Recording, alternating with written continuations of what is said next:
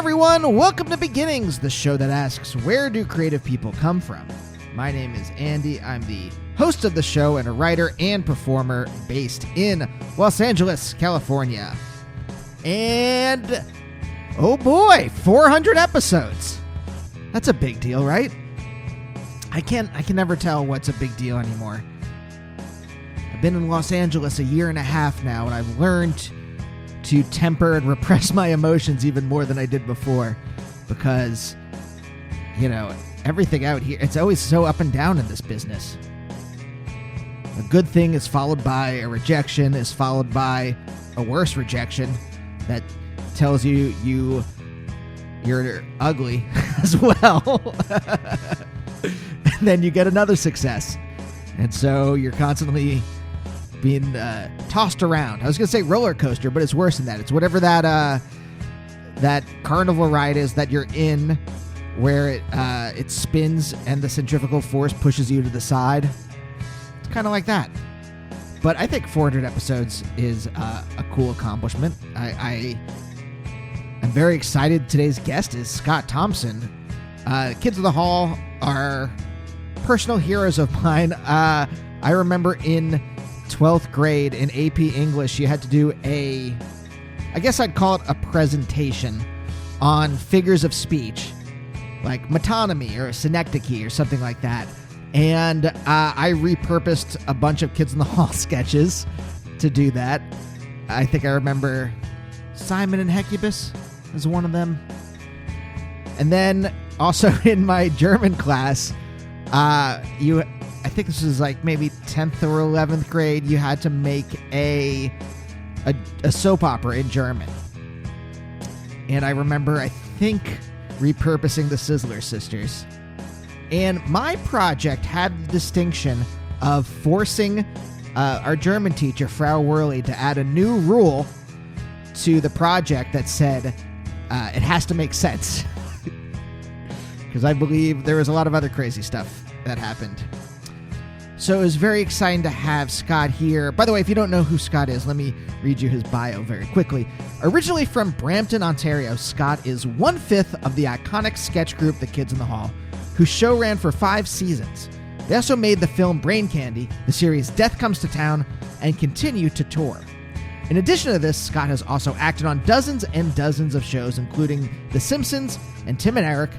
He also played his character Buddy Cole on The Colbert Report and was a regular on 2 of the best shows of the last couple decades, The Larry Sanders Show and Hannibal. Scott's comedy album Not a Fan was released last year on Comedy Dynamics, and he also wrote a book as Buddy Cole called Buddy Babylon. His latest live show, Après le Deluge, The Buddy Cole Monologues, is running from March 19th to the end of April here in Los Angeles at the Lyric Hyperion. I heartily suggest you go see it. Is that a good adverb? Heartily? Highly recommend it. Naomi and I saw Scott working his show out last year at UCB, and it was just an absolute delight. As was talking to Scott today, we go into a lot of things. Scott had a lot of trauma early in his life. We talk a lot about that, about being an older gay man in Hollywood, a lot of other things. It was just a weird day for me. I woke up to find out that Peter Tork had died. My first love, my first artistic love, I don't know what you want to call it, was the Monkees. I was such a huge fan of the Monkees as a kid. Like, I tried to play Monkees with my friends. I tried to make my friend Mark wear a green hat and be Mike Nesmith, and I was Davy Jones. And I awoke to a text from my friend Mujan telling me that Peter Tork had died, and we texted for a while commiserating because the Monkees, she was a huge fan of theirs too.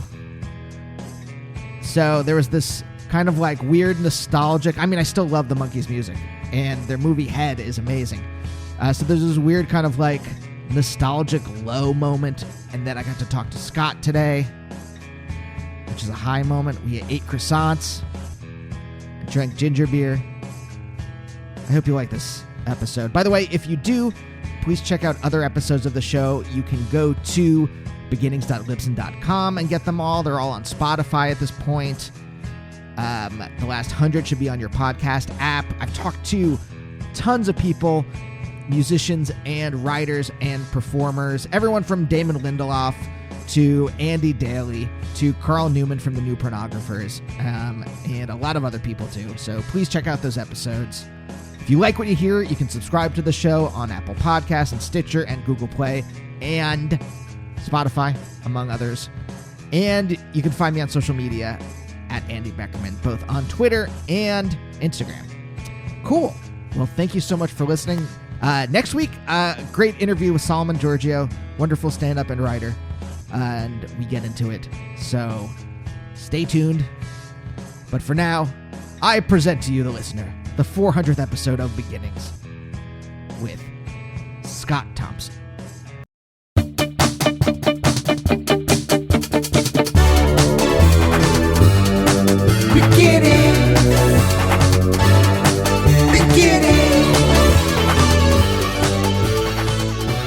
By the way, is there anything from your childhood you don't want to talk about? Because I was reading read stuff. Your Wikipedia article. You can talk about anything, and I was just like, I know what you want to talk about. I know. Well, I don't want to, but I'm just like, are there things you'd rather not? Because you're talking the shooting. Yeah, because I'm like, I actually Wikipedia article is just like a list of bad things that have happened to you. And I'm I know. Like, what it the is. fuck?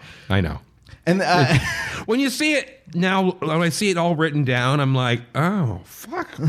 And then you kind of go, is my life a tragedy? Like, is that my arc? Like, or am I just, or is it actually a triumphant story?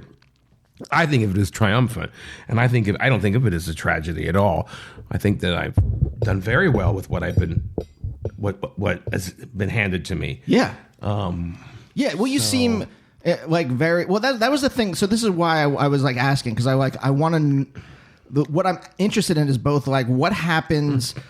You know, I've talked to like plenty of people on this show before that have been through like I talked to someone who went through the Hungarian Revolution as a child. I've talked to people who've been in like crippling car accidents. You know, just like plenty of things that like when these things happen to you, what I'm curious about is like, does it reveal something? Like, do you become who you were and kind of like pushing back? Yeah. Like who you are when you're drunk is kind of who you are. Yeah. Or does it just change your path totally? I mean, there's I think both things can happen, but like, that's one of the things. And then also is like how, like when you grow up in a certain way, how does that make you emotionally resilient to deal with these kind of traumas in your life, right? I think those are the things. And then like, how do the things you create come out of all that stuff? I mean, it's like so complex. Oh, it's absolutely a very good question. Have we started? Yeah, no. Yeah, I think so.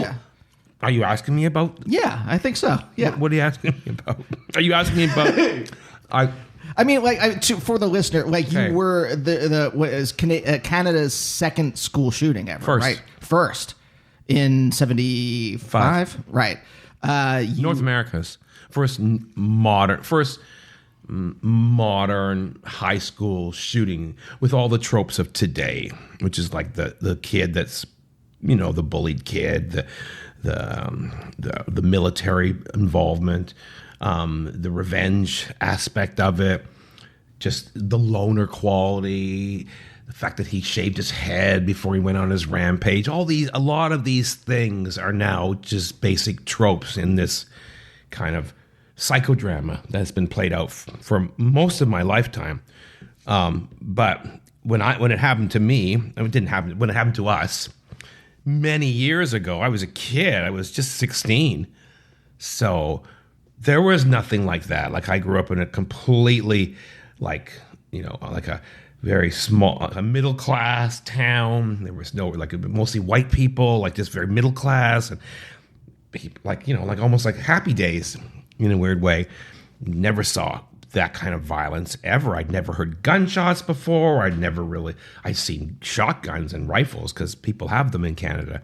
They're quite common, but I'd never had anything like that ever happen. And also it's funny because like when you're a kid, growing up in a boring town, you're kind of going, oh, God, I can't wait till something happens. And then something does happen. It's very much like you be careful about what you wish for. But I remember when it was happening very clearly, like going into a state of, I guess, shock is what it is. But just like going, I got to remember everything. Because you just know that you're never really going to be the same. And I don't think I was. I honestly do think it's one of those things that's a marker in my life that after it, I kind of changed. Like a paradigm shift. Like it just Yes. like was it? I mean, Yes. why don't we talk then? I mean, do you think this is do you think that was like a defining? Like it's such dumb. I don't have the vocabulary to really Seminal? Yeah, like I like in the way it seems so dumb to say. Like, of course, it was like defining in some real way, but like in that way that like it crystallized something in you. I think so. Yeah. Yes, I think in some ways it did some real psychological damage to me in that it made me equate escaping death with excitement. Do you know what I mean? Like, I think it changed me in that I've never felt more alive. Even to this day, I've never felt more alive than that day because and there's nothing to top the feeling of surviving. Right? Like, and I think that in many ways, and there were many other things in my life, but that's a key one. That one kind of set me up for a kind of a lifetime of skirting disaster, of getting as close to the edge as possible and then pulling back. And I think it's affected my comedy, the choice of just the life that I chose, the kind of comedy that I do. And because I think I've been in many ways chasing that feeling my whole life. And right now I'm actually trying very hard to deal with it and to let go of it completely.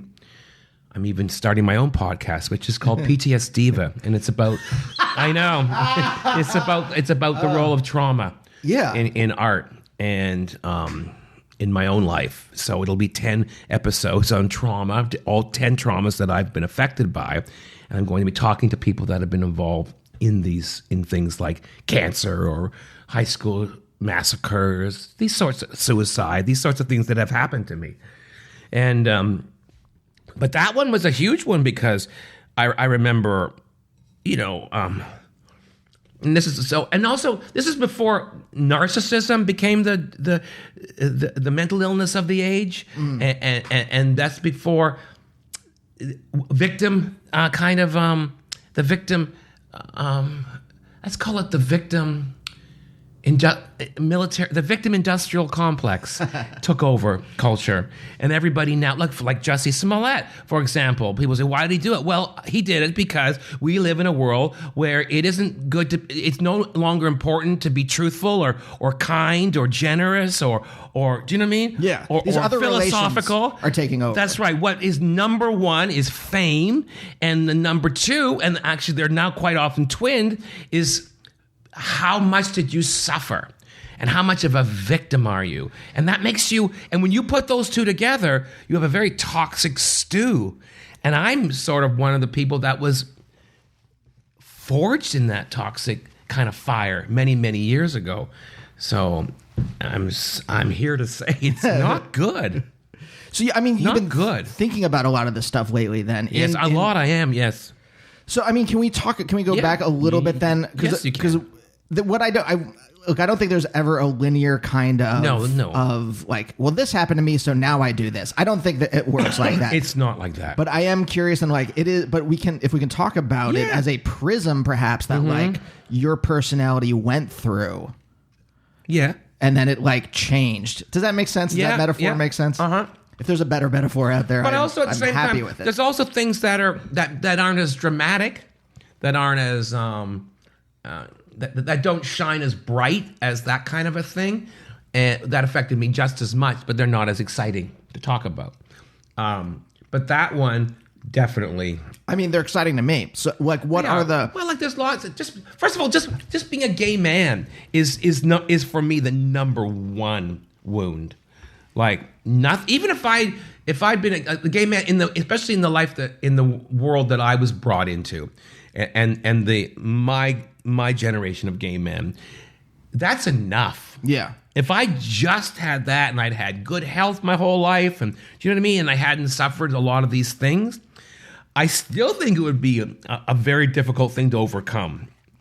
So, I mean, was the climate any different in the 70s in Canada than it was in America? I don't think so. No, I think Americans have a real... They see Canada through rose-colored glasses, particularly now. Like, especially like people in our world, they really look at, oh, Canada, it's so wonderful, and it's always been like that. That couldn't be further from the truth. That's just nonsense. Canada, it's... We put on a good game, right? Our Instagram page is really great, is what I'm saying. Yeah. And so we really know how to make it look like we've really got it all together. But no, I don't think it was much different at all. I would say that this country is probably it's definitely a more macho country. But to think that like homophobia wasn't an issue, oh God, it was absolutely the worst thing a man could be.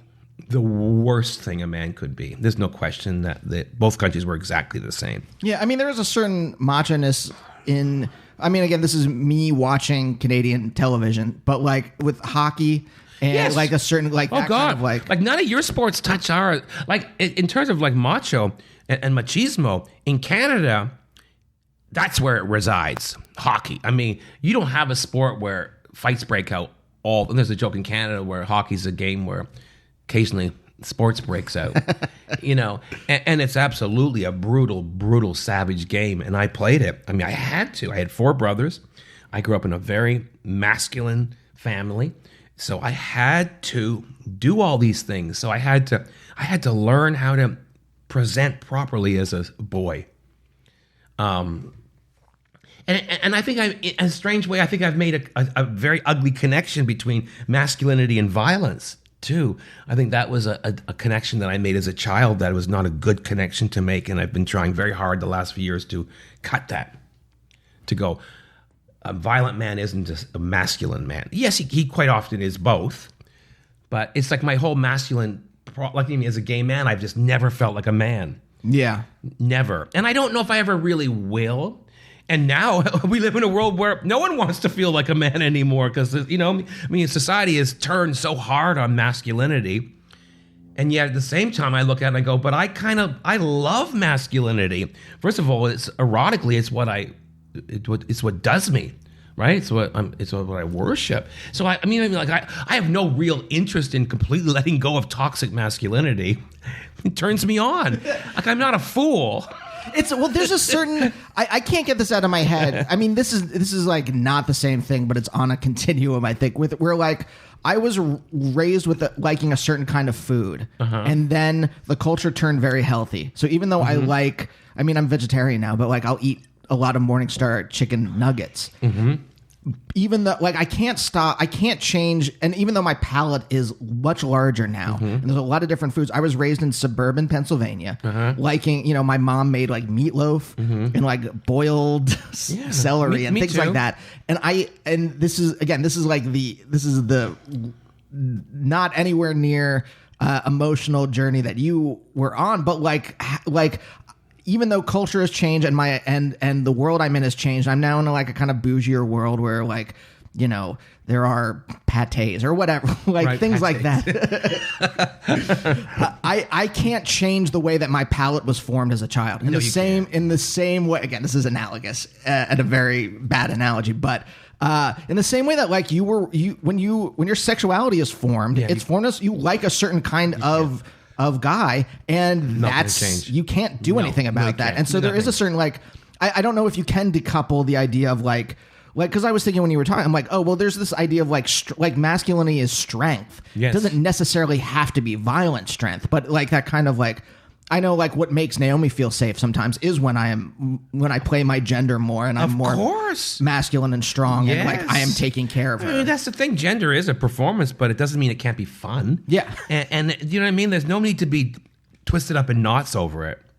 And we do all have to learn how to play in this world, this play that we're in, right? And I think we're making such a big to-do out of it right now, to be perfectly honest. But anyway. I think we're like overcorrecting. I think we're overcorrecting for the years. Absolutely. And then I think we'll come back to a point where we have to. We have to. But there are going to be casualties in this overcorrecting. And you can't pretend it's not important, especially if you might be one of them. Do you know what I mean? You go, people go, oh, that's just overcorrecting. Well, what if you're one of the things that's overcorrected? Then it's not so fun. But I do think that's the era we're in. We're in a punishment era too, right? Women are punishing men, and queer people are punishing straight people, and people of color are punishing white people. It's really a punishment era.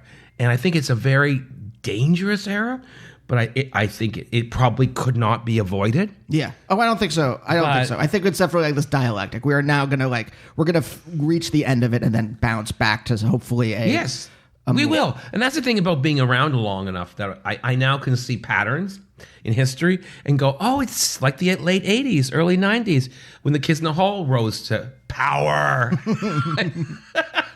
Mid-level power.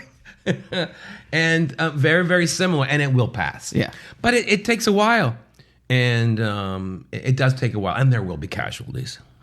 So how are we doing? I think we're doing well. Good. How do you feel so far? Yeah. But it's funny, the shooting thing. It's like everyone wants to talk about it now, and I don't want to I get it. I get it. I would too. I know, but it's like I feel bad about it in the sense I don't mean this to be prurient. Like I'm not trying to dig in because I'm like, oh, give me all what happened, the dirty what'd details. You see? Yeah, that's not what I've ever wanted to do when I talk about these things. Can we talk about your how you grew. So it's Brampton, right? Mm-hmm. What that's a suburb of Toronto. It's outside Toronto, right? It's an actual town. It's outside. It's about 30, 40 minutes north of Toronto. Yeah. What was it like growing up there? Well, very, very middle class town, very white town. The ethnic divide would have been between Portuguese and I guess Anglos, which is what I am. Anglophones.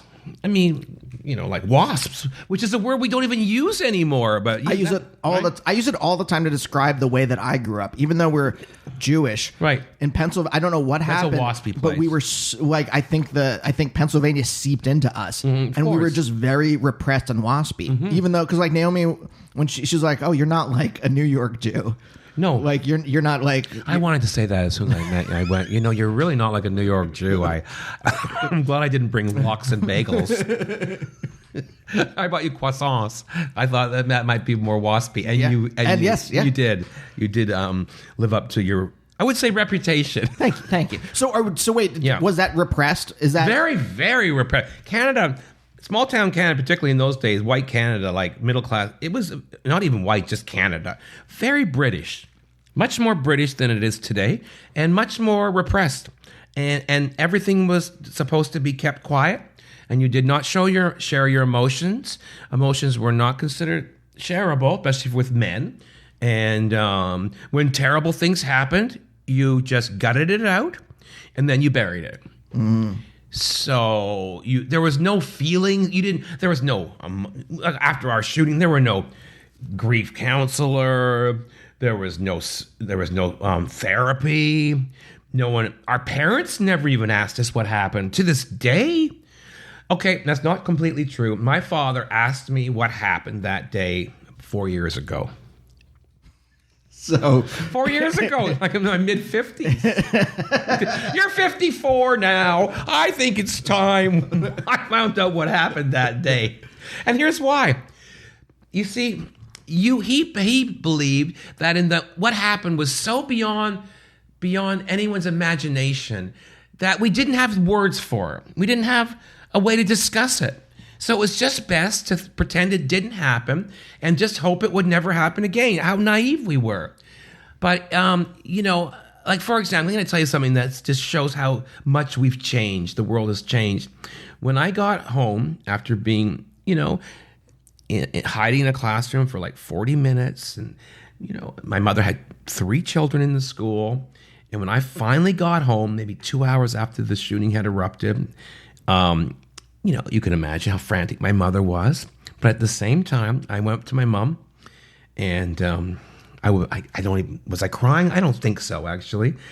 And I guess I think we were all in shock. No one was crying. The next day, but I said to my mom, where's Dad? Like, assuming she called Dad at work. This is 1975, and she goes, oh, don't be ridiculous. I didn't call your father at work. I'm not allowed to call him at work unless it's an emergency. That's an absolute quote. Because I wasn't shot, therefore it was not an emergency. She would have called me if one of us had been wounded. Right. Definitely if one of us had been killed. But no, she did. And he got home at 6 o'clock like he always did. Scott. I know. I mean, this he didn't even know. It happened at 11:38 a.m. My dad had, I guess, almost skin cancer, like on the edge of skin cancer. Uh-huh. And one day we have dinner with them. They come up to New York and he just comes in with a bandage on his head. And I go, oh my, did you hit your head? He's like, no, I just almost had melanoma and they just took it off. Right. No idea, like to tell me you were going into surgery, that this was happening. And that is a reoccurring theme in our family. That kind of thing. Like, I'm not going to worry you. I'm not going to bother you unless it's like. That's a waspy thing. Yeah. And there's, you know what? That's not terrible. I mean, yes, when it's taken to the extreme, it can be very damaging. But there's also something to be said about a certain amount of stoicism. I wish I had it. Like, I look at the world today when everybody shares every thought, every feeling, every emotion. And I go, God, we could do with a little bit of stoicism. And I wish I had more of it. But when you were growing up, did you conform to that? No, that's the thing. I did not fit in at all. I was a highly emotional kid who did not fit in, who sat on his knees. I mean, they used to, because I sat on my knees, boys you couldn't sit on your knees. You couldn't cross your legs like this. Everything. There was like, to be a boy, like, for example, there was a thing that all boys did back then. They'd always say, look, see your hands. I don't know this is probably not your generation. And if you put your hands out like this, which is, excuse me, for the listener, my palms are down, right? That would be a woman showing their hands. But a male has to show his hands with his palms up. Oh. And if you did this, it'd be like fag. So I went, oh God. So I learned that you can't put your hand, that's how a woman does it, or a fag, because then you're showing your manicure, your nails. A male only presents the palm of his hand so you don't see the male.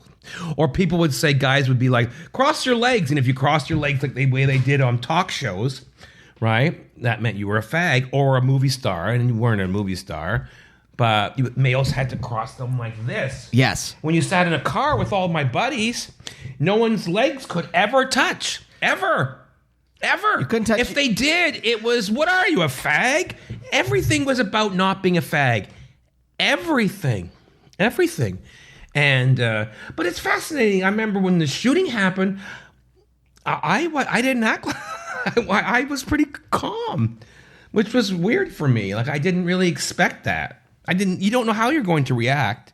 I remember there was one of the things I remember very clearly is there was a guy in the class where we were all hiding. And he was like a big jock and he fell apart. And I remember as like being very proud that I was not. And like, oh, wow, what a baby. And it was like, maybe I kind of thought, oh, there's different kinds of strength, right? Because I just never felt, I just felt like just a fag, just garbage. But, during that, I was like, oh, I actually ate my lunch. I made jokes. I made jokes. I remember clearly being under the desk and we were there for a while and you could hear gunshots outside. And I remember having a real spirited discussion with some of the other kids. Like, maybe we should get against the wall. Maybe that's the best thing. Because on television, when there's a guy with a gun, they always go up against the wall. So I remember putting my hand to the teacher. Maybe we should get out from under the desk and go against the wall. He goes, Scott, shut up. And at one point, they had to tell me, shut up. He'll hear you. I'm just brainstorming. What do you want? That's all I was doing. I'm just spitballing here. But my reaction was to chatter like a magpie.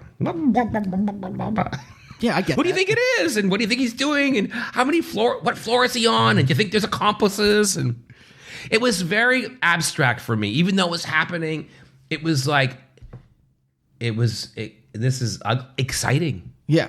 And I think that there's an awful lot of people today that have really taken that in.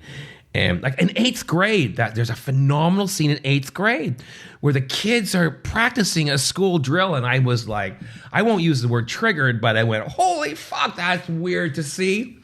And, but the girl's talking to one of the boys, and you could tell that they were kind of hoping it would. And I think they even say, like, imagine if it happened, and they were wanting it to happen. And I absolutely understand that. Absolutely, because when it happened to us, we became. It was my first experience with fame. Like, I'm doing a lot of stand-up about it now. I'm developing a whole stand-up routine about this. I thought it's time. But I talk about giving my first interview. This is my joke. It's true. I gave my first interview. It's so dorky. I was coming out of one of the funerals, and a reporter with a bunch of kids, and a reporter came racing up to us, and we're like, "What's the mood like in there?" And I went, "No comment." Very, very dramatically, "No comment." And then I walked into a telephone pole. And it's like, oh God, I've been giving that same interview ever since. "No comment." I was very dramatic, but I was very conscious of that. You know, like the next day, front page of every newspaper. I mean, just all the kids. And it was just like, it was my class, right? She was my teacher. It was a big deal. He sat behind me. Like I grew up with him. So, and I'll tell you, that year, the school jacket sold out. So, you know, but this is before that kind of narcissism and that kind of like fame complex had really taken over in North America. Now we're in a very, very toxic place. It feels like everybody's as fucked up as I was. You know, like everyone's kind of taken that in. Yeah. And I'm going like, it's not good. Where it's like, Not good. it's now a vehicle for attention and fame. Well, exactly, like Jussie Smollett. Here's why I hate that guy so many ways. But when I discovered that he puts the emphasis on Smollett in the second syllable, I went, okay, you're done to me now. Like, that's it. I could handle if you were Jussie Smollett, but not Jussie Smollett. Because it's just like, you know, anything that maybe people will think it's French. Anyways. Well, I just randomly add accent marks in my last name so people think I'm more interesting. Well, that's exactly it. Like, you're really, everything about him is like, look how interesting I am. Look at how persecuted. And this is what really I find fascinating is it's like his generation of gay men are like jealous of my generation of gay men for suffering. You know what I mean? Like they're jealous of our suffering, which is weird. I mean, going, really? You want that? But there is a part of me that gets it.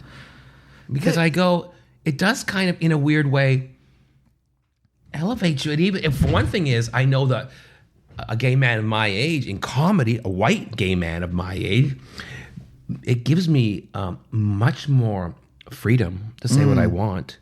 Because people will go, oh, in this guy obviously suffered. Right? This guy obviously has seen some shit. So so I'm given much more leeway. If you pay your emotional dues, or if you're seen paying your emotional dues. Which I think is foolish. Sure. But it's absolutely where we're at. Well, there's also like, there is something when friends, like older gay friends of ours or like guests that have been on the show. Yeah. The generational divide, there is something about like, that's huge. You were not a proper subject of capitalism. You were like on the outside of it. Whereas now, like you are absolutely like, if you are gay and you've come out in the last, like, I don't know, 10 years, maybe you are now accepted because you are now able to be exploited. If you're like a white middle-class gay guy, I'm sorry. But that's not the way with us. It's like when people talk to me about like, check your white privilege or your male privilege, I go, no, I don't think so. In fact, I won't, because I don't have it. And in fact, I was like the first generation of white men that lost it. So when I came out of the closet, I fell off of a cliff. So no, thank you very much, but I won't be checking it at all. Yeah. Because I don't have it. And it kept me, and me being an openly gay man has absolutely kept me from the gates. No question. Now it would get me in, but now ageism is my big problem. Now it's my age that's really keeping me from what I want. It's not being gay any longer, or being white and male. Those things are now working against me. Yeah. And my age. But, but if I was like a young gay guy, you couldn't stop me. Like I would be juggling 3 shows. But it was not like that when I was young. But it's true. There is a huge generational divide, because we were not part of society. And even when people judge us by the way we behaved 30 years ago, 25 years ago, 40 years ago, it's not really fair, because we were criminals. Literally, not just, outside of society, we were literally not even legal. We were criminals. I was a boy when homosexuality was decriminalized. So it was still a crime. So you can't, I'll never get that. I'll never get rid of that. Yeah. Well, when you just said that, how do you, as a child, how do you even, does that just do you internalize that kind of thing? Yes. So there's a part of me that will always think that I'm irretrievably broken and bad. And that's terrible. Yeah. And I've made enormous progress, but I don't know if it's possible to finally get that last bit out. But I remember very clearly being around, 8 or 9 years old, and hearing my parents talk about some guy at work who had been fired because he was a homosexual, and they were all laughing about it. And I remember being with my brother on the stairs. This is a time when children and parents did not do things together at all. So an adult party was something you had to eavesdrop on. Yeah, you sat on the stairs and you looked through the banisters. Exactly it. Yeah, it leaked into the 80s. I remember that. And we listened in, and they were talking about this man at work. It was a famous case in Canada. He was a jockey, and one of my parents' friends was the head of the jockey union or something like that. Jockey, he rode horses. He's a trainer, and he was fired because he was a homosexual. And in those days, this is the 70s. It was just the way it was. No one really questioned it. And they were laughing about him and the fag and that. And I remember taking that inside, very clearly that, oh man, I'll always be garbage. This is what they think of me. This is something I can never, ever let out. That's why I didn't come out till I was 24 years old. I went to theater school and I stayed in the closet. That's how closeted I was. But, I would love, and it's totally affected my comedy. But it's is why I'm the kind of comedian that I am. And when I say that to people, I can see you react it makes you sad, right? Yeah. And I know, and I wish I didn't have to say it. I feel I feel bad, I'm letting people down. Oh no, that's because not. I feel I am, because it's people going, oh, you can't escape it. Your past. Well, you can't really escape your past. You can rise above it. And I'm not. I'm a pretty happy person, and I don't consider my life. I think it's been an amazing life. I live a very exciting life. And I'm very proud of some of the obstacles I've overcome. But, I just don't know. When I see, young gay guys, it's very hard for me to relate. It's hard for me to relate. And they don't know who I am. They don't have a clue who I am. I don't just mean as who I am. I mean just as an older gay man. Ageism in the gay male world is the most extreme of all. That's yes. Women think they have it bad. No, gay men have it the worst there. We are, after a certain age, you just do not exist. And then the other thing about gay life and gay males is that so many of us died. So many great voices are gone. And I think that might be part of why things are so screwed up in the higher echelons of gay life, because people that are in charge aren't really that great. I mean, 100%. Like that. It's absolutely true. All the great ones went. I mean, we were talking about this before, but I was before we started recording. But I was saying that like something that stuck in my head when you and Naomi were on a show together and we were talking afterwards, and I was just like standing there silent, trying not to say something dumb, just like in my head, like don't say something stupid, don't say something. But you were saying that like the Trump era, it's awful, but it's like you lived through the late 80s. You lived through the AIDS era where so many of your friends were dying. 80s, 90s. There's nothing to compare. Nothing. Yeah. And it's just like, I've seen horrible things before. This is nothing. Yeah. Like I look at Donald Trump, I'm like, wait a second. He's not invading countries. I mean, what's he doing? Grenada's safe. Yeah, seriously, when I was young, this country was invading countries every 2 weeks. Oh yeah, we were murdering tons of people in Latin America and South America. You were fomenting coups everywhere. You were interfering with everybody's election. So karma is a bitch. Right? I mean, seriously, you were the worst. We interfered in Russia's elections in the 90s. You interfered in our elections. So, when you interfere in Canadian elections, that means you interfere in everybody's business. So, and also just like the AIDS era was so terrible that I look and I go, and maybe I'm a little callous, but I'm like, oh, come on. You're in the golden age. I really do think it's a golden age. But I don't know. People don't seem to want to admit it.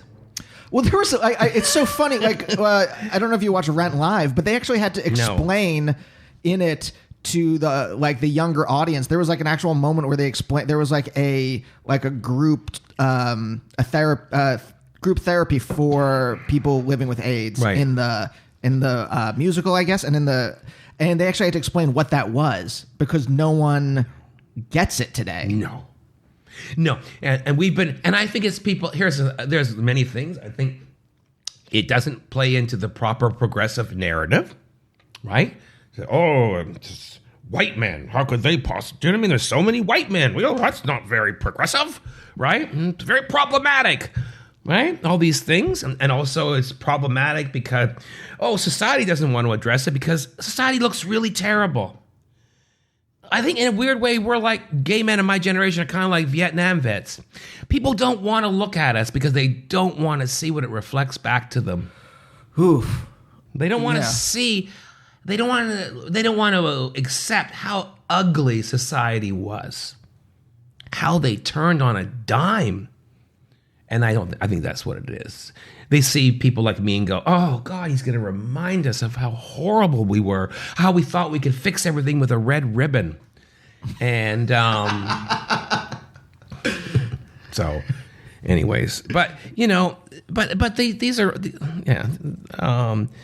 so anyway, I don't know what your point. I don't know what I'm saying. I think. Well, I mean, the thing is, I think I sucked my teeth when you were talking about your parents and like sitting on that. It's more about this kind of like the lack of empathy. That's what I was. That's lack of empathy. That's why I sucked my teeth because I definitely do have like my parents don't understand a lot of stuff about my lifestyle, but I don't think they lack empathy in that thing. And that was where I'm like, this guy got fired. Who cares? Like, why did I've never understood, and this is my own kind of like inability to imagine. I mean, I guess my bad that I can't put my mind in the head of a bigot or something like that. Right. I mean, terrible me. You're not trying hard enough. You're not trying hard enough. I mean, I guess I could if I really wanted to, but I don't want to. But like that, like where it's just like he lost his job. Why do you give a shit about? You couldn't be the kind of person he loves. Why do you give a shit? That's like and. The farther you go back in history, and people do care more and more. It's just like why that? So like the people at your parents' party laughing. It just to me it's so emblematic of this kind of like of this like hardness, of this lack of empathy, and that's but where we're having a similar thing now. Okay, the way that people the way that celebrities are going down in flames because of something they did 40 years ago, we have no empathy for them. And that's a very similar thing. Like, can't you have empathy for people the way things were back then? We need to, because this generation is going to be judged very harshly in 30 or 40 years as well.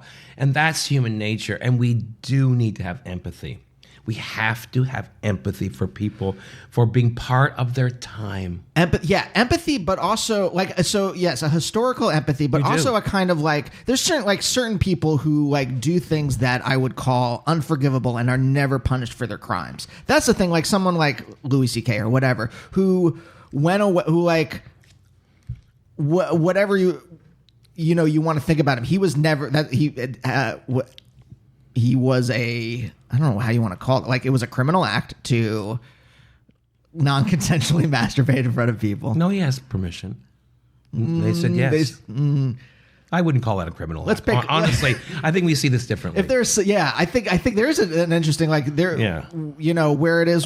For me, I think criminal act, really, when there's, no, I don't think that is a criminal act. So that's interesting. There's interesting how there is this kind but of. I don't consider that a criminal act. How there is a dividing line then. There is, yeah. I mean, because you and I are somewhat close in age. No, I'm much older than you.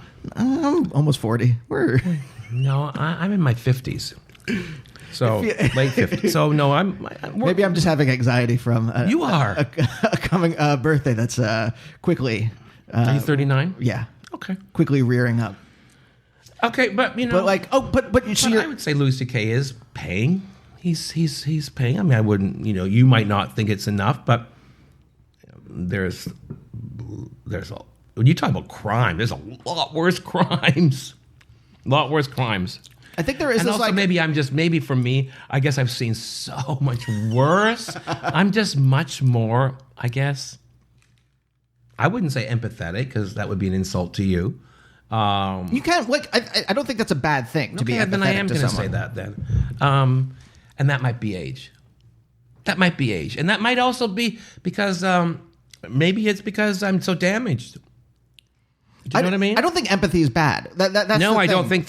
I think it can be a very difficult thing to have, though. I mean, I think one of my problems, I have too much empathy for people on every side. I can try, and that might not be a good thing. I wish it was easier for me to, especially today when we all have to dig our heels in and stay with your tribe, and all that nonsense. And I don't really have that. I try to take everything one-on-one.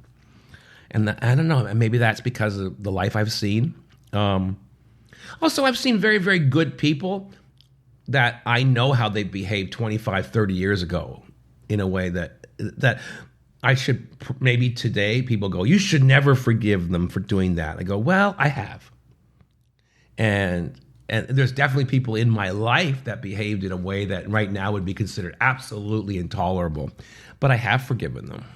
I think the rage around someone like Louis is more about the, he may be a symbol of every man that's ever stopped a woman from succeeding. I think he's the Donald Trump of stand-up comedy. He's just like that. He's this personification of I guess the shadow side of straight white males. Right? That's how I see it. And there's also, so he's a reflection, but I think people see what they want to see when they look at him. And I think it's complicated by the fact that he's brilliant. He's one of the greats, and I think that does complicate things because we do give more leeway to people in the arts who are considered brilliant. Mm-hmm.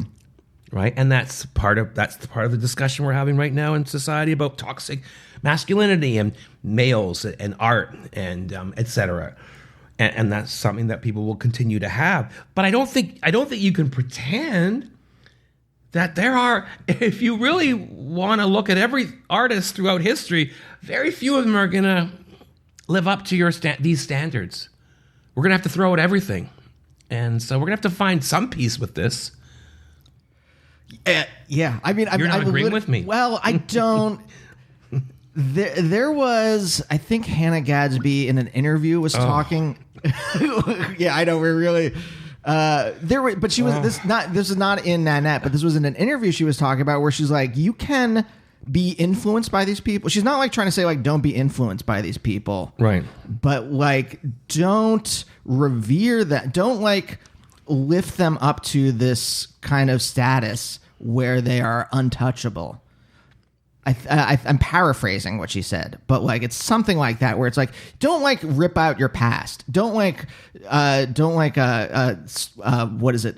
Scourge, like where you whip yourself with a cat of nine tails. Like don't do that about your past. Don't like try to tear that out of you. Can't. No. But you know, trying to like say that these people are the thing that I think about with Louis C.K. is, and the thing I think about, I don't think he is a particular... I loved his stand-up. But now you don't? I don't. It was the same thing like when I was a kid and I loved... Can you still listen to Michael Jackson? Not really. Really? I have there's like... What about the Rolling Stones? Can you listen to them? Can you listen to any rock from that era? There's some knowing things what that was are going tough. on? It's honestly tough. It's like really difficult for me. I don't, and it's not like a conscious choice. I wasn't like, oh well, fuck this guy. They're like, if my brain is distracted and like you put on Thriller, if you put on the album Thriller and my brain was distracted, I would like sing along to it, right? And when my conscious mind drops into it, I can't. And I think this comes from like I'm just attuned in a certain way that I can't shake. Well, you're part of your time as well. You're just part of your time, and that is part of this time. And I can't shake like when I was a kid, and I loved Nirvana and I loved Hole, and then I found out that Courtney Love was kind of just like a terrible person and may have in some way driven Kurt Cobain to. I don't know the answer to that. I don't know the answer. But like that kind of started seeping in my head, and it changed the way I felt about the music without me choosing to feel that way. Yeah. In the same way that like I can't ever watch a Woody Allen film again and not feel icky in some way. It's not a choice. It's not like I have like, you know. Even though none of it's been completely decided, we still don't know. Yeah, we don't know. You don't know. I don't. You don't know. I don't. But there's enough like weird stuff around him and Sun Yi that like I consider what he did douchey once again, not criminal. Yeah. Like I think, wow, that's crazy. But also, you're not wrong. Like, I'm not trying to say you're wrong for your feelings. Yeah. I'm trying to say both of us are... What do you mean? I've never liked Woody Allen. That's just me. Look at my best friend and I, when we were kids, when he also became gay, when we were like 19, we saw Annie Hall, and we walked out. Like, we were like, do we have to stay? I'm just kidding. And he went, I don't know. I go, I hate this movie. It's stupid. So there we go. We walked out of... arguably his masterpiece. So I'm not the best person to talk about Woody Allen anyways. But I do think it is interesting how it is like you can't escape in some way both the times you're born into. You can't.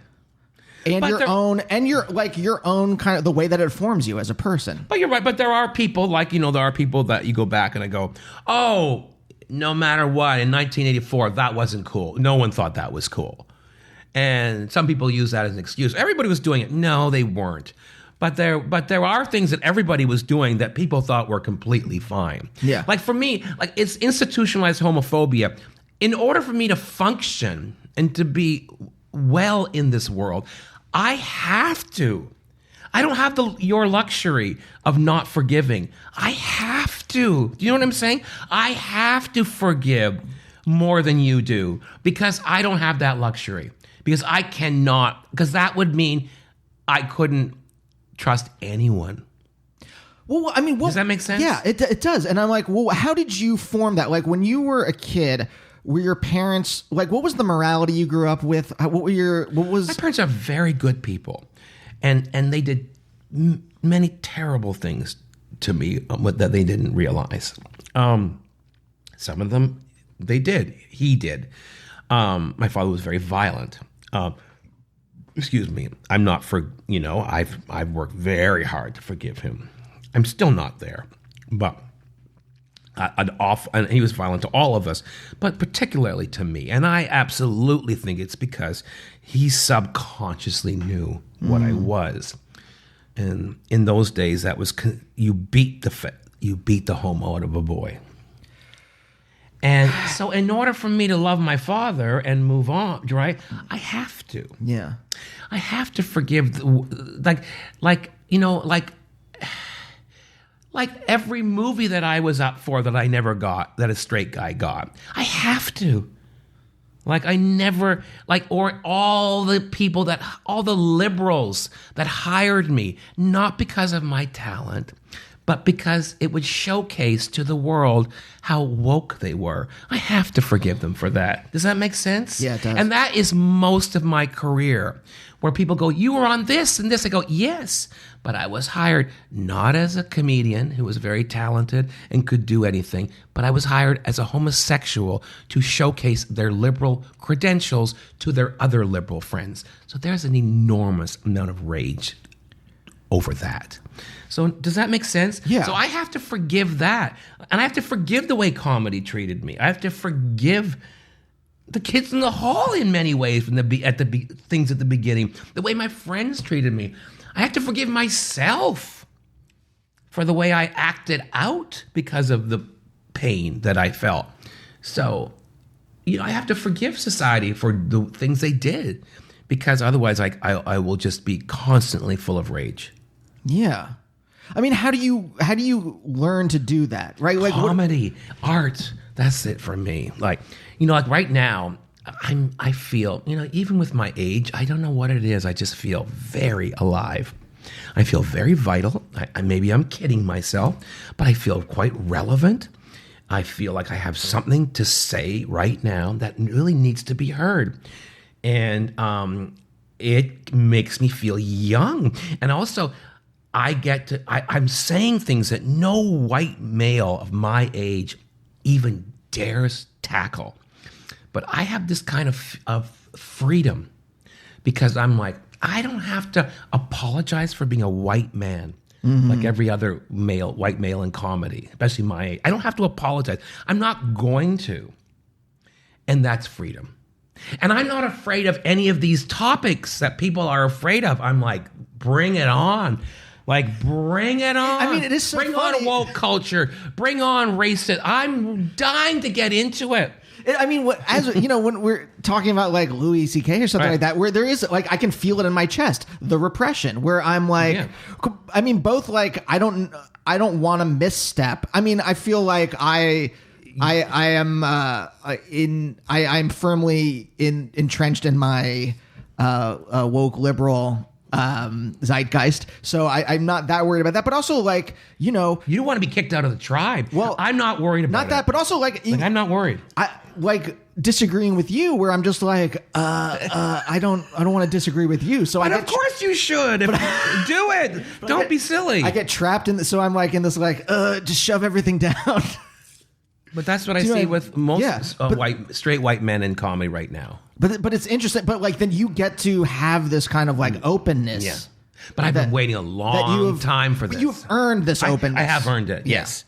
So I have earned it. Yeah. And but so it's, to me, thrilling, and I think it's dangerous. Like this new material I'm working on, it is dangerous material. But people are loving it. People are coming up to me and going, how can you even talk about that sort of thing? Right? I go, because I've lived it. I've seen it. So one of the things I'm talking about is like racism from non-white people. You can't talk about that. Well, it's fucking true. Racism isn't a white thing. That's just nonsense. I absolutely reject that. Things like that. I'm just not going to play into that. It's not I don't buy it. So I'm not going to buy it. And I know that anybody can be a minority, and anybody with power, usually they fuck it up. So, as we discussed earlier, I'm watching the world today, where we're in this era, the punishment era, where I'm seeing marginalized people rising up, and some of them really misbehaving, right? Being really quite mean and petty and vengeful. Yeah. And I have that in me, but I think as a human being in this, I have to repress that, or at least I have to encourage it to go into art. Does that make sense? Yeah, it does. Yeah, like it's a river that's quite ugly.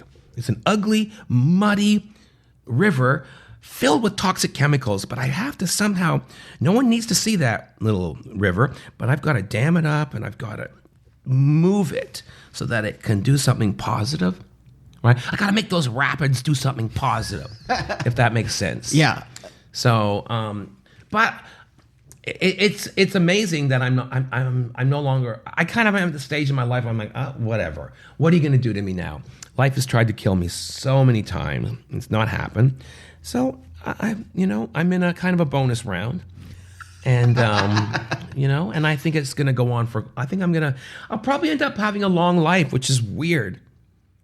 Yeah, because I'm pretty convinced of that now. I mean, did you was there a point? Because I go back to like the AIDS era or something like that, where I'm like, yes, like, did you think that was going to happen? Yes, that's, I think, absolutely why I did what I did. Like coming on television, on TV in 1989 was just unheard of.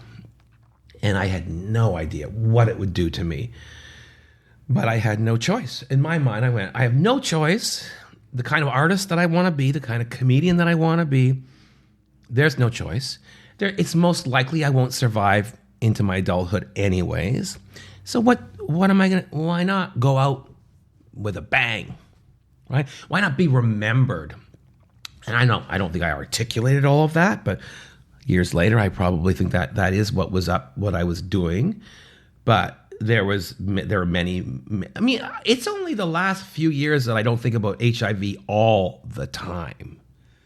I mean, there was 20 years easily when that's literally every bump, every bruise, every cough, everything was AIDS. That's not AIDS. Right. And so, you can't, and to imagine your whole life, you spend your whole childhood having this secret that will destroy you and destroy everyone around you and will make your life miserable. And then you finally get the courage to come out, and then within a year, this plague hits. I mean, you're coming out into a plague, and then all that work you've done to think, oh, I'm not garbage, I'm not, everything tells you, yes, they were right. Science tells you, biology, everything tells you, oh, they were right. It's very hard to ever get over that. Like, oh, you are garbage, and that's the way it is. And you're a disease-ridden piece of garbage. And so I don't know what your question was, but what was the question? just like going back, I forgot too, because I'm just, when the thing that I think about is that you are a very resilient person. Yes. So I think that had to have been molded in childhood. Yes. I think it was growing up in a large family. An all-male family with a tough dad, in many ways. Like I have a joke where I say, like my father used to do this thing where he didn't know any better. Here's how he thought you raise boys. When my mom would go out and he would babysit occasionally, and sometimes my uncle would come over and they only had boys too, so there'd be like 7 of us. And they would like drink and like smoke cigars, and then we would it's so weird, but my father and my uncle would do like we would all strip down to our underwear, and we would do tag team wrestling matches in the underwear in the living room. You put all the furniture against the wall. Yeah. We would do tag team wrestling in our underwear. And I go, none of this made me gay, but it did make me like it rough. and so, I guess I learned in many ways how to take care of myself, and I guess I'm fairly tough that way. I wouldn't recommend it to anyone. Sure. But some people are broken and others aren't. But I never got broken. I've never really been broken. But I do think it did make me resilient. And I had a lot of childhood diseases. Like I had some very bad things. I had a lot of injuries, and I broke my wrist 3 times, three major breaks, and I had encephalitis, and I had mononucleosis twice, and like I had encephalitis like when I was 17. That almost killed me. It killed the girl in the school, not me. Jesus. So all these things happened, and then this is outside of the shooting, But the shooting, in some ways, I think the shooting in many ways kind of lowered my immune system because I got encephalitis 6 months later. Yeah, I do think that. I think it kind of set me up for disease, if that makes sense. Mm-hmm. I have this theory, which is what I'm playing with in my podcast, the PTSD podcast, which is that I think that I had cancer as well. That 9 years ago, I think that one of the things that caused my cancer was trauma. Uh-huh. Yeah, I think that, and one of the major things was the shooting, because in my stomach, it was in my stomach, and I think that's where your fear resides. That's what I always think. It's in your gut, and I think that and other things that have happened kind of maybe cellular changes in me. Yeah. And that, of course, I had other things that I did. I didn't eat that great, and I had a long period when I smoked, and I had my drug period, and all these other things added to it. But I'm not I don't come from a family that's riddled with cancer. We're riddled with other things, but not that. So I think a lot about that, like, I think that might be, like I had lymphoma, non-Hodgkin's lymphoma, which is the immune system, which I think is fascinating because the immune system is like your protection. And really, cancer is always a war on yourself. It's your body going to war against itself. But when you have like a non-Hodgkin's lymphoma, which is what I had, it is literally your Star Wars system going, right, firing on itself. So I do think but I think that is part of trauma. But I do think ultimately I'm resilient. And I think ultimately right now I'm in a stage in my life where I'm like, well, I'm not really afraid of like professional death, right? Social media death or any of those things. Because I go, well, what's that? Nothing. It's just 100 keyboard warriors who are afraid to leave their home, right? Yeah. Dictating the agenda when they've never really suffered. So I don't really worry about it too much. I just want to end. We're close to the end, and how's it going? Have I sunk my ship? I always think about these things and go, what did I say that will destroy my career? I don't think so. I don't think you said anything. Well, this is the thing that again, I want to go back a little bit to like, what was the actual change that you went through some of these trauma? Like how did it? And maybe if we want to say like it was the school shooting that was like the first thing that maybe like pushed your personality in a certain direction. Mm-hmm. But like, I don't think you said anything that's like, because I'm like, all of these things, like especially like social media death or whatever. What compared to like the things that you've survived? Nothing. Who gives a fuck? Like, what is it? What is it? That right? It isn't anything. And in the future, we're gonna look back on it and go, really? You didn't like happened? You weren't like Woody Allen. Who cares if he molested a kid? No. You said like, well, I can there are awful people, and I've had to learn to survive. I've had to learn how to forgive, and I think that's actually true. That's the bigger So I don't think that's like. So yeah, I don't think there's like a takeaway. There's not like a headline that's gonna. Scott Thompson willing to forgive. Cancel him. Hashtag cancellation. I'm imagining like the New York Times spinning like on a TV show, and then the headline comes into. Yeah. So but it's funny. We are in a world now where everybody worries about this constantly. Yeah. I'm 100%. I am. I don't think I'm that. I'm in a minority when I'm like, I think Palestinians should not be murdered. Like when I say things like that. What? Outrageous. But there are. If I say stuff like that, people are like, so you're a self-hating Jew, and I'm like, because I think Palestinians don't deserve to be murdered. Yeah.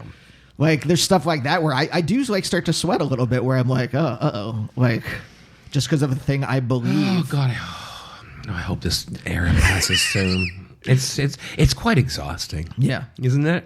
It's quite exhausting. Well, there's always this worry. There's always a worry that like, and I feel like I am. My moral beliefs and choices are like as left as it gets. Like, I'm further left than I think a lot of other people, and I'm definitely further than me. Yeah. But I mean, like, I'm a socialist. Like, I'm, Oh, but I come from Canada, for God's sake. Of course, we should have health care and all those things. Yeah. It's just something that's I don't even understand that as a discussion. I think we should chop the heads off of billionaires and absolutely and eat them. Make a pate out of them.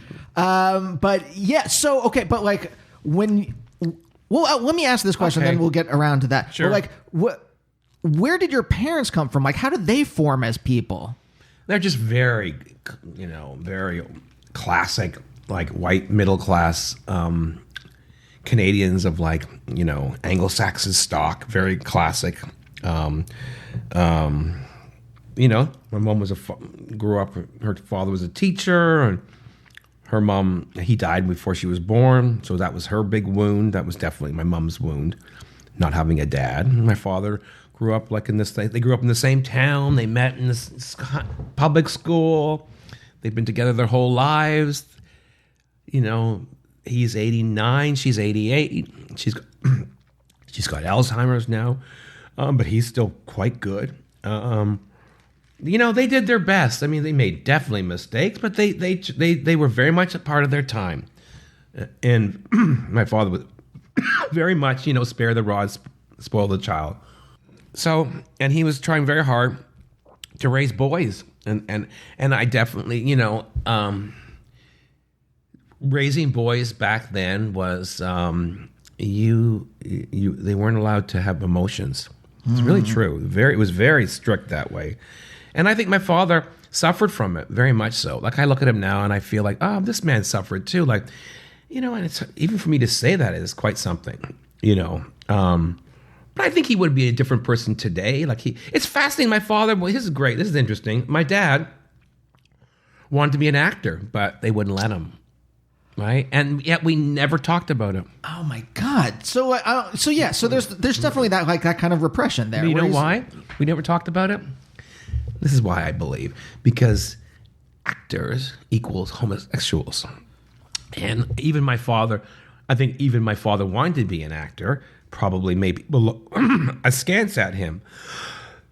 When he had a son that wanted to be an actor, that would be like, oh God, the lens will come on me. And a gay son is, and if your kid wanted to go into acting or dance, that was basically saying they were gay. And I really wanted to be a dancer, but I could never ever tell them. And I wasn't, because I couldn't tell my parents that I wanted to. I wanted to audition for the National Ballet School, but I told my brother that I lived with, like we shared a room. And he made so much fun of me. I just buried that dream. Probably for the best, because my career would have been over very early. But my father was an actor, and I think it's so sad that we never bonded over that. Because I think we didn't bond over because of the fact that the arts in those days, and maybe into this day still as well, they're intertwined with male homosexuality. Mm-hmm. Right? And, we pretend that that's not true, but it is true. And so he could never really... But recently he's been giving me things like articles with him when he was a kid and a play and stuff. And so I'm putting it together for him. And I'm like, wow, why couldn't we have bonded over that? Yeah. Well, Young kids today would. How did you... this is something that I think about a lot, where... if you have all these signals from culture, or you have all these signals from your family, and your family, it wasn't like you're like part of an acting dynasty. Like, how did you? No, they did not encourage any of my dreams. How did you come to realize that as a dream to actually pursue then? Well, that's interesting. Okay, what gave me the courage to do that was when I graduated from high school. I told my parents I was going to be a journalist, which was a complete lie. It was just, I was putting that off.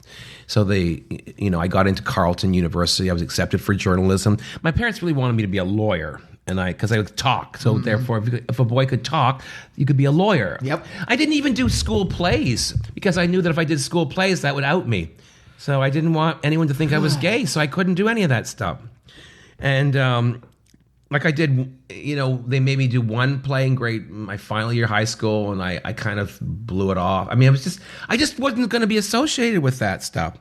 But I was accepted at journalism, and then I secretly applied to a program called Canada World Youth, and which is they don't do it any longer. But it was an amazing program that changed my life, where they take like 500 Canadian kids, maybe a whole bunch, maybe 1,000. Anyways, and they send them to third world countries, and they partner them with a person from a third world country. It's kind of like your Peace Corps, except there's no you're not building things, or you're not planting things. You're not really teaching. You're just there to basically understand and to build bridges between the first world and the third world. I don't even know if they say third world anymore. But so I got into this program, and unbeknownst to my parents, and it was like almost a year overseas.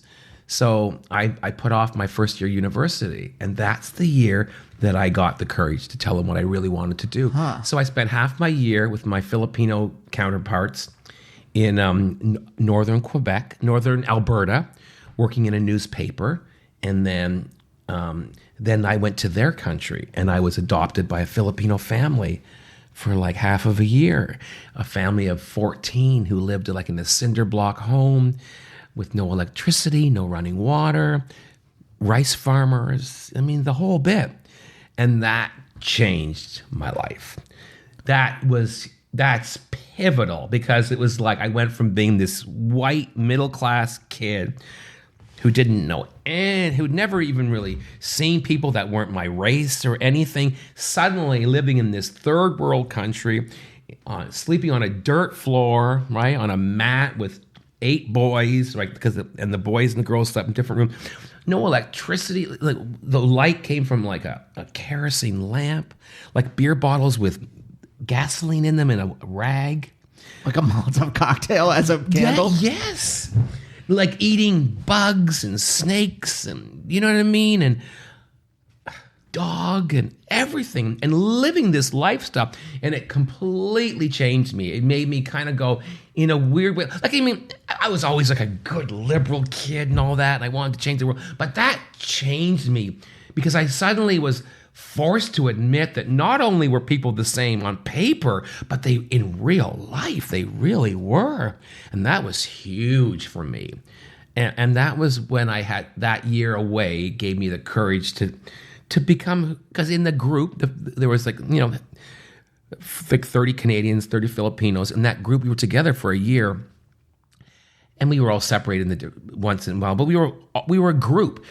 I just got courage to be myself, and that experience in that country, because it's like I've been back a few times, but the love that I got from that family, that just unbelievable love that from a family that they just accepted me. It changed me, and it made me go, this is the kind of I want to do comedy that. This sounds really pie in the sky and airy fairy, but I wanted to do comedy that kind of showed that we're all the same. I know that sounds not funny, but that is, and it kind of maybe goes against what people think of me, but it's really true. And so when I got back from the Philippines, I was a changed person, and I told them I wanted to be an actor. And they were like, well, you never mentioned it. I went, well, I couldn't say that. You couldn't mention it, because saying I wanted to be an actor was basically saying I was gay. And yet when I got accepted in the acting school, I don't know why they accepted me. I had no real, like, I had no chops at all. I wasn't like a kid who was always acting, right?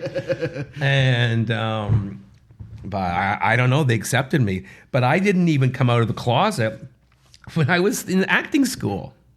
But in many ways, it saved my life, because if I had, most of the boys from the class are dead. Yeah. Isn't that terrible? They all died of AIDS. Not all, but a number. Yeah. And so it saved my life. And in a weird way, my sexual repression saved my life. Because if I had come out 1 year earlier, I think I'd probably be dead.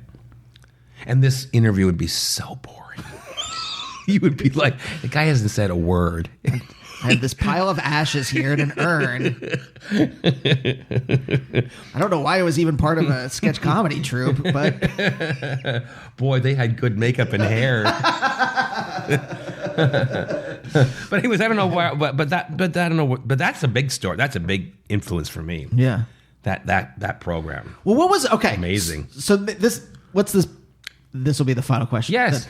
Because we kind of intimated it early, like it was almost like the first kind of thing I was talking about, and I thought we'd wind our way back here. But like through the school shooting that you witnessed, that what changed in you that maybe then put you on that path where you were like going, you could have the courage. My love of danger.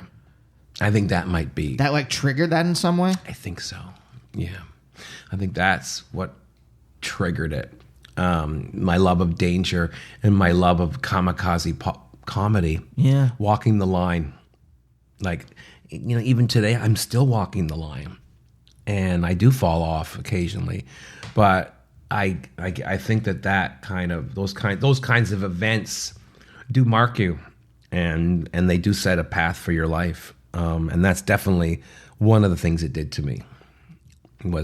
I think I might have been a different person. My comedy I'd probably be a lot bigger. I would have probably stayed closeted, maybe, and I would have been like a fall down kind of guy. And I do great slapstick comedy, but then I would have probably been dragged out by a scandal, right? So that would have happened eventually. So it all probably worked out the way it should have. But I would have probably been dragged out in a scandal with lots of money to cushion me, to cushion my fall. I got no cushion right now. I got no cushion, Andrew. I got no cushion. Scott, thank you so much for doing this. I really appreciate it. I enjoyed this very much. Oh, I'm glad. And I can't believe you have my ginger beer here. Yeah. Anytime you want to... Reeds. You want a Reeds, come over. Thank you. I've enjoyed this. All right. And thank you for the croissants. Oh, no problem. I'm glad you enjoyed it. Yeah. All right. We'll see you guys next time. Bye. Bye, oh, bye, oh, bye, oh, bye, oh, bye, oh, bye, oh, bye, oh, bye, oh, bye.